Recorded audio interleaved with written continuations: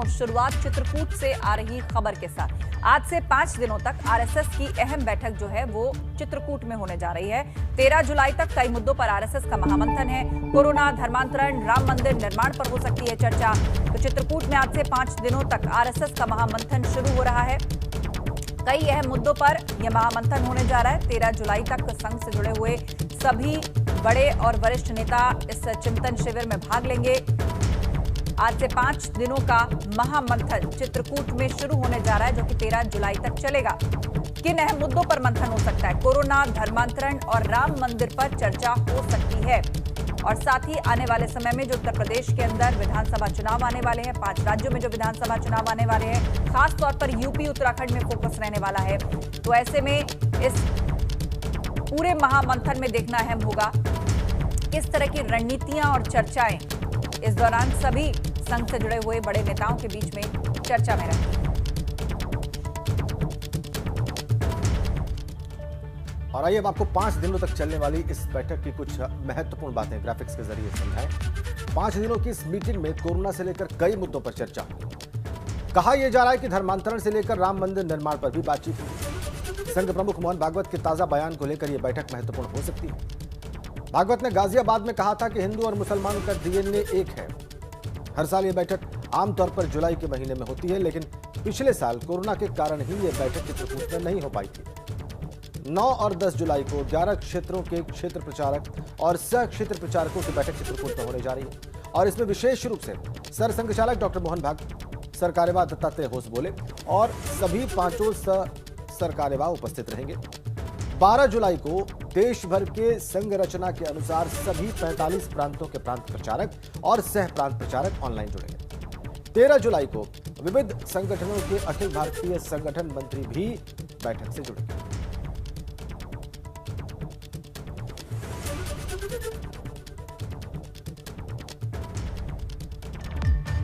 और अब बड़ी खबर लखनऊ से। वैक्सीनेशन को लेकर आज टीम 9 की अहम बैठक होने जा रही है। सुबह 10:30 बजे से टीम 9 के साथ सीएम योगी अहम बैठक करेंगे। महाराष्ट्र को पीछे छोड़कर उत्तर प्रदेश ने बनाया है वैक्सीनेशन में नया रिकॉर्ड। वैक्सीनेशन की रफ्तार बनाए रखने को लेकर इस बैठक में चर्चा होगी।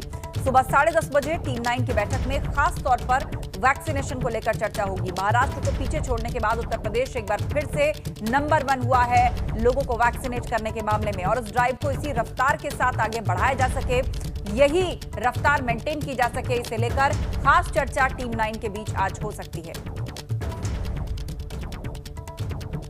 और वहीं वैक्सीनेशन में एक बार फिर से नंबर 1 बनने पर सीएम योगी ने ट्वीट किया है। लिखा है, मेरे प्रिय देशवासियों, आदरणीय प्रधानमंत्री जी के मार्गदर्शन, आपकी सरकार के प्रयासों और आप सभी की दायित्वपूर्ण सहभागिता का सुफल है कि आपका प्रदेश कोविड टीकाकरण में आज देश में प्रथम स्थान पर है। आप सभी की यह सहभागिता उत्तर प्रदेश को कोरोना मुक्त बनाने का मार्ग प्रशस्त करती है। ये ट्वीट मुख्यमंत्री योगी आदित्यनाथ का इस अवसर पर।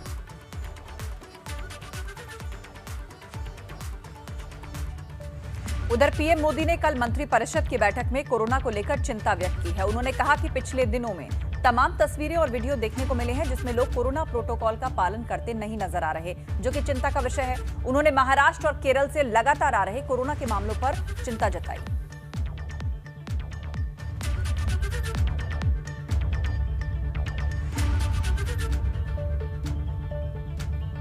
तो एक तरफ पीएम मोदी बढ़ती लापरवाही को लेकर चिंता व्यक्त कर रहे हैं, वहीं दूसरी ओर उत्तराखंड के हिल स्टेशन से जो तस्वीरें आ रही हैं वो बहुत डराने वाली हैं। तस्वीरें मसूरी के केम्प्टी फॉल की। इन तस्वीरों को देखकर शायद ही इस बात का अंदाजा लगाया जा सकता है कि अभी 2 महीने पहले देश में कोरोना से बहुत बुरे हालात थे। ये देखिए आप केम्प्टी फॉल, उत्तराखंड। बड़ी संख्या में पर्यटक स्थलों पर लोग पहुंच रहे हैं। सोशल डिस्टेंसिंग के नियम, मास्क पहनने के नियम, हाइजीन के नियम, कहीं इसका पालन होता दिखाई नहीं दे रहा और ये चिंता की बात है।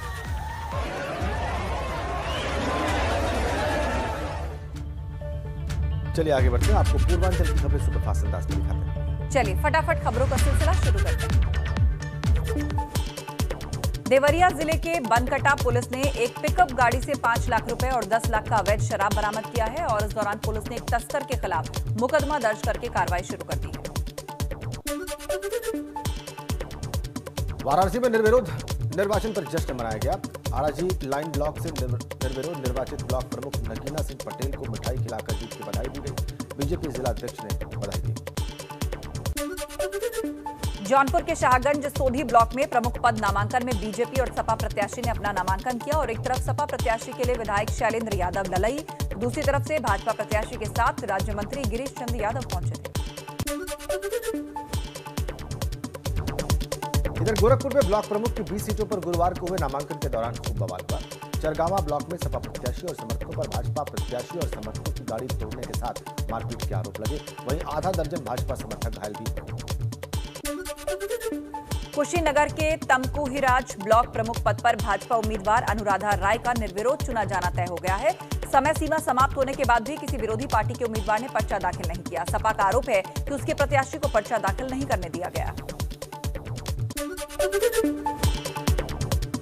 बस्ती में रामनगर ब्लॉक में बवाल के बाद भी बीजेपी के खिलाफ किसी प्रत्याशी का नामांकन नहीं हो पाया। मारपीट के बाद उम्मीदवार ने ब्लॉक के अंदर प्रवेश किया था। यह आरोप बीजेपी के खिलाफ खड़े प्रत्याशी अंकुर भारती ने लगाए। गैंगस्टर अजीत सिंह की पत्नी रानू सिंह को मऊ के मोहम्मदाबाद गोहाना ब्लॉक प्रमुख के लिए बीजेपी ने उम्मीदवार बनाया है। उन्होंने समर्थकों के साथ अपना पर्चा दाखिल किया। पर्चा दाखिल करवाने के लिए बीजेपी विधायक राम सोनकर भी मौजूद रहे। चलिए आगे बढ़ते हैं, कुछ और खबरों का रुख करते हैं और बड़ी खबर है। ब्लॉक प्रमुख पद पर चुनाव के पहले आज नामांकन वापसी का दिन है। सुबह 11 बजे से दोपहर 3 बजे तक नाम वापसी की जा सकेगी। कल फायरिंग और पथराव के बीच नामांकन की प्रक्रिया पूरी हुई। 75 जिलों में 825 ब्लॉक्स में प्रमुख पद के लिए 10 जुलाई को यानी कि कल मतदान होगा। 10 जुलाई को दोपहर 3 बजे के बाद वोटों की गिनती होगी। आज सुबह 11 से दोपहर 3 बजे तक नाम वापस लिए जा सकेंगे। 10 जुलाई को मतदान होगा और दोपहर 3 बजे के बाद मतों की गिनती होगी।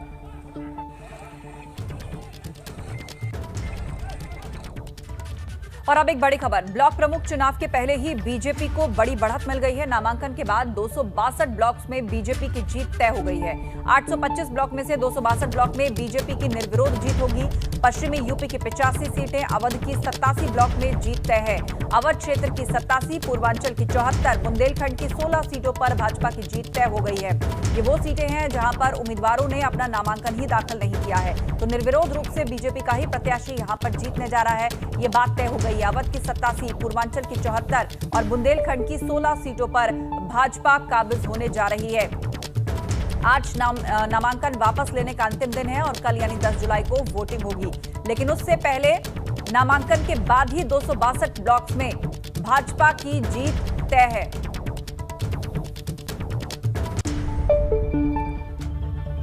गोरखपुर से बड़ी खबर है। पूर्व ब्लॉक प्रमुख पर मुकदमा दर्ज हुआ है। पूर्व ब्लॉक प्रमुख और 150 अज्ञात लोगों पर मुकदमा दर्ज हुआ है। खोराबार में पुलिस की टीम पर नामांकन के दौरान पथराव हुआ था। पथराव और हिंसा की घटना को लेकर यह मुकदमा दर्ज किया गया है। पूर्व ब्लॉक प्रमुख और साथ साथ कुल 150 अज्ञात लोगों पर मुकदमा दर्ज किया गया है। हिंसा हुई, पथराव हुआ और उसके बाद यह मुकदमा दर्ज किया गया है। पूर्व ब्लॉक प्रमुख और साथ साथ कुल 150 अज्ञात लोग। गोरखपुर से बड़ी खबर, खोराबार में ये सब कुछ हुआ। पुलिस की टीम पर पथराव हुआ नामांकन के दौरान और उसके बाद ये मुकदमे दर्ज किए गए।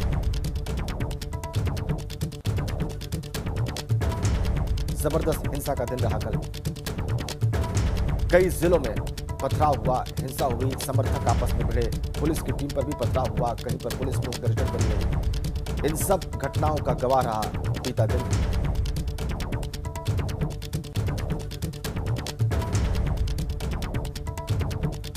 हमारे संवाददाता इस वक्त हमारे साथ था, अलग अलग शहरों से जुड़े हुए। बस्ती से सतीश श्रीवास्तव और कन्नौज से नित्य मिश्रा, गोरखपुर से नीरज श्रीवास्तव, 3 अलग अलग शहरों से हमारे सहयोगी, हमारे संवाददाता इस वक्त हमारे साथ जुड़े हुए हैं। गोरखपुर चलते हैं नीरज श्रीवास्तव के पास। नीरज, अभी दर्शकों को मैंने बताया खोराबार में पुलिस की टीम पर पथराव के बारे में और पूर्व ब्लॉक प्रमुख और कुल 150 अज्ञात लोगों पर मुकदमा दर्ज होने के बारे में। गोरखपुर में कुल मिलाकर कल का दिन कैसा रहा? और आज चूंकि नामांकन वापसी का दिन है और हमने देखा है पिछले चुनाव के अनुभव बताते हैं कि आज का दिन भी बहुत अहम होने जा रहा है, तो आज की क्या संभावना है और पुलिस प्रशासन की क्या तैयारी है? कल की बात करें नामांकन के दिन की, तो पहले चरगावा ब्लॉक में ये इस तरह की पुलिस को लाठीचार्ज करना पड़ा। और इसके बाद खोराबार में भी और दोनों जगह ही यही आरोप लगा कि समाजवादी पार्टी के जो प्रत्याशी हैं उनको नामांकन दाखिल करने के लिए अंदर नहीं जाने दिया गया। और यही वजह रही कि वहाँ पर हंगामा हुआ और विरोध के दौरान ही पत्थरबाजी हुई और पुलिस ने जबरदस्त लाठीचार्ज किया। और इस बीच जो नामांकन के बाद जो खबरें आई, लगभग जो 20 ब्लॉक प्रमुख की सीटें हैं उसमें 15 पर भाजपा का निर्विरोध निर्वाचन तय है। और यही वजह है कि आज का दिन सबसे खास है, क्योंकि आज जो 3 बजे तक का समय है पर्चा वापसी का, उसके ठीक बाद प्रमाण पत्र भी इन प्रत्याशियों को मिल जाएगा जो 15 भाजपा के और 5 अभी सीटें हैं जिस पर अभी मुकाबला होना है। और 10 जुलाई को ये तय हो पाएगा कि इन 5 सीटों पर रिजल्ट क्या होता है। अभी हो सकता है कि कुछ और सीटों पर भी तस्वीर साफ हो जाए और वहाँ पर भी भाजपा। जी हाँ, बिल्कुल, कुछ सीटों पर तस्वीर स्पष्ट होती दिखाई दे रही है और कुछ सीटों पर तस्वीर साफ हो जाएगी, क्योंकि आज नॉमिनेशन वापस लेने का जो है वो पहला और अंतिम दिन है। रुक करेंगे हम सतीश श्रीवास्तव का, बस्ती से हमारे साथ जुड़ रहे हैं। सतीश, वहां के समीकरण क्या कहते हैं? पूर्वांचल की सीटों की बात करें तो 74 पर बीजेपी आ रही है, निर्विरोध रूप से प्रत्याशी चुने जा रहे हैं, ये स्पष्ट है। तो बस्ती में क्या स्थिति है?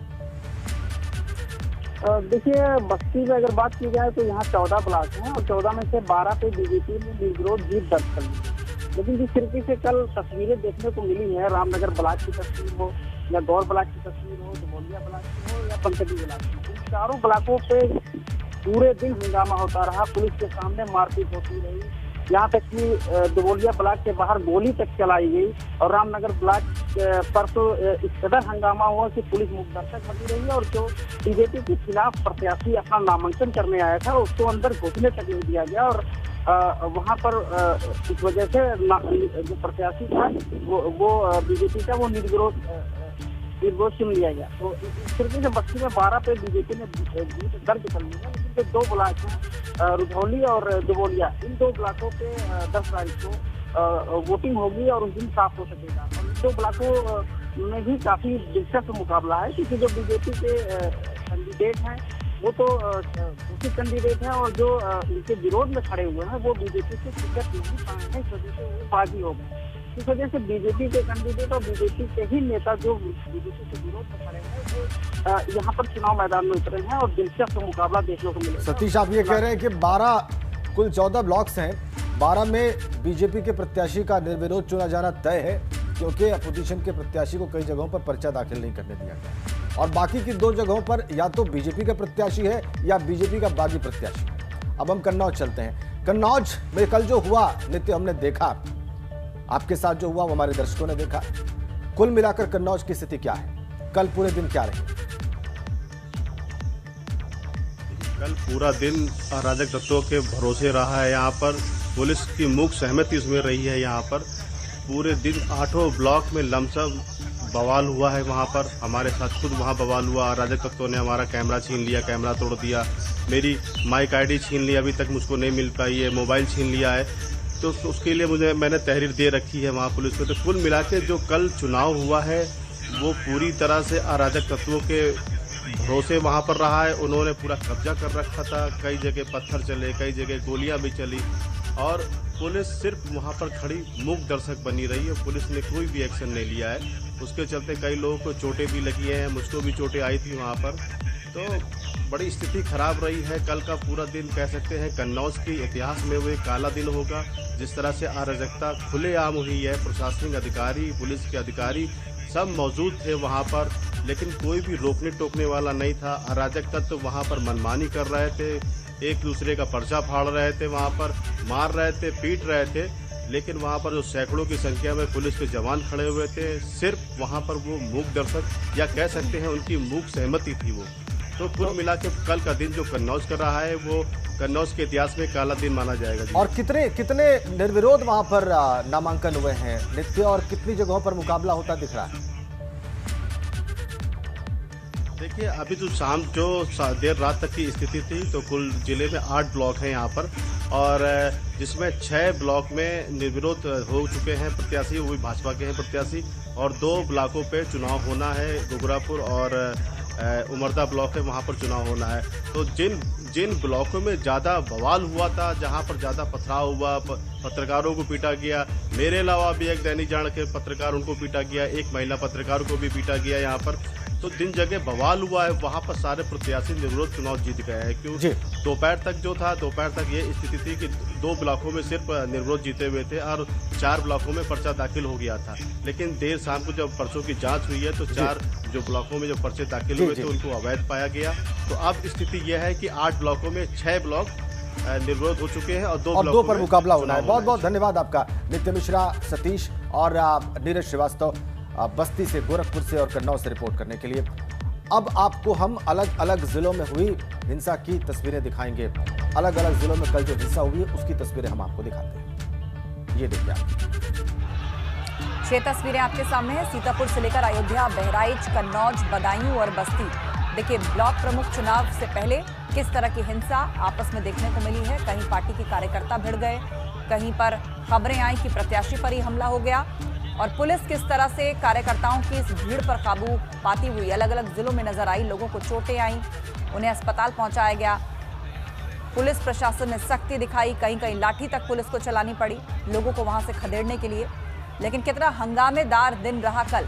अलग अलग जगहों से हमें ऐसी तस्वीरें मिली। 10 जुलाई को वोटिंग होनी है, कल नामांकन हुए हैं और आज नामांकन वापस लेने का अंतिम दिन है। लेकिन उससे पहले अपनी अपनी जीत का दम भरने वाले तमाम प्रत्याशी और उनकी पॉलिटिकल पार्टीज किस तरह अपने शक्ति प्रदर्शन के माध्यम से एक दूसरे को उकसाती हुई भी नजर आई। इस दौरान हिंसा हुई, मारपीट की घटनाएं हुई और पुलिस ने हालात को काबू करने के लिए बल प्रयोग भी किया। और देखिए 4 तस्वीर और, राजधानी लखनऊ, संत कबीर नगर, उन्नाव और जौनपुर। यहाँ पर देखिए किस तरह की हिंसा देखी गई है कि पुलिस ने संत कबीर नगर में लोगों को खदेड़ने के लिए वहां पर लाठियां चलाई हैं। उन्नाव में भी हालात ऐसे ही नजर आए। एहतियात के तौर पर यहां भी पुलिस बड़े पैमाने पर तैनात दिखी। कार्यकर्ताओं के बीच में मारपीट की घटना जो थी वो आम घटनाओं की तरह नजर आ रही थी। आगे बढ़ते हैं, बात यूपी ब्लॉक प्रमुख चुनाव के उत्तराखंड कनेक्शन की कर लेते हैं, जहां पर उत्तराखंड का रामनगर इन दिनों चुनाव के लिए हॉटस्पॉट बना हुआ है। यहां यूपी के कई जिलों के क्षेत्र पंचायत सदस्यों को रखा गया है। करीब 20 रिजॉर्ट्स में यहां लोग करीब 12 दिनों से डेरा डाले हुए हैं। इन बीडीसी मेंबर्स का कहना है कि चुनाव जीतने के बाद वो खुद ही सहपरिवार यहां अपनी थकान मिटाने के लिए रुके हैं। वहीं पुलिस की माने तो ये एक टूरिस्ट स्पॉट है, यहाँ देश विदेश से लाखों लोग आते हैं। लेकिन यहाँ किसी को जबरन बंधक बनाकर नहीं रखा जाता और ना ही ऐसी कोई शिकायत उन्हें मिली है। रामनगर में अलग अलग लगभग 20 रिजॉर्ट्स में 200 से 250 बीडीसी मेंबर रुके हैं। यूपी के अलग अलग जिलों से, अलग अलग ब्लॉक से ये बीडीसी मेंबर यहाँ पर आए हुए हैं। अगली खबर देवरिया से। यहाँ के भागलपुर ब्लॉक में नामांकन के दौरान जमकर मारपीट और बवाल हुआ। सपा प्रत्याशी रीमा देवी जब नामांकन के लिए गईं तो उनका पर्चा किसी ने फाड़ दिया। वहीं सपा प्रत्याशी रीमा देवी के पति का कहना है कि पर्चा दाखिल करने से पहले फाड़ दिया गया और उन्हें मारा पीटा गया, लेकिन पुलिस ने कोई भी एक्शन नहीं लिया। वहीं पुलिस का कहना है कि पर्चा फाड़ने वाली घटना की पुष्टि नहीं की।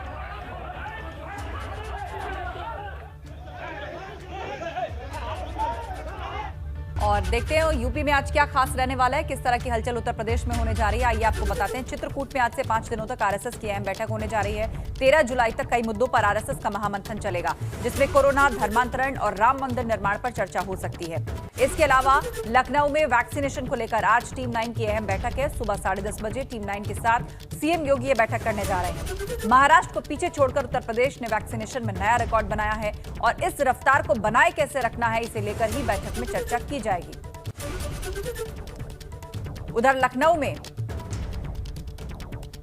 आपको बता दें कि ब्लॉक प्रमुख चुनाव जो इस वक्त चल रहे हैं उत्तर प्रदेश के अंदर, 10 तारीख को इसमें वोटिंग होनी है और आज नामांकन वापसी का दिन है। सुबह 11 बजे से लेकर दोपहर 3 बजे तक का समय रखा गया है जब नाम वापसी हो सकेगी। कल फायरिंग और पथराव के बीच नामांकन की प्रक्रिया पूरी हुई थी। 75 जिलों में 825 ब्लॉक प्रमुख पद के लिए 10 जुलाई को मतदान होना है। 10 जुलाई को दोपहर 3 बजे के बाद वोटों की गिनती शुरू हो जाएगी। तो इसी के साथ वक्त एक और बहुत छोटे से ब्रेक का। फौरन लौट रहे, कहीं मत जाएगा।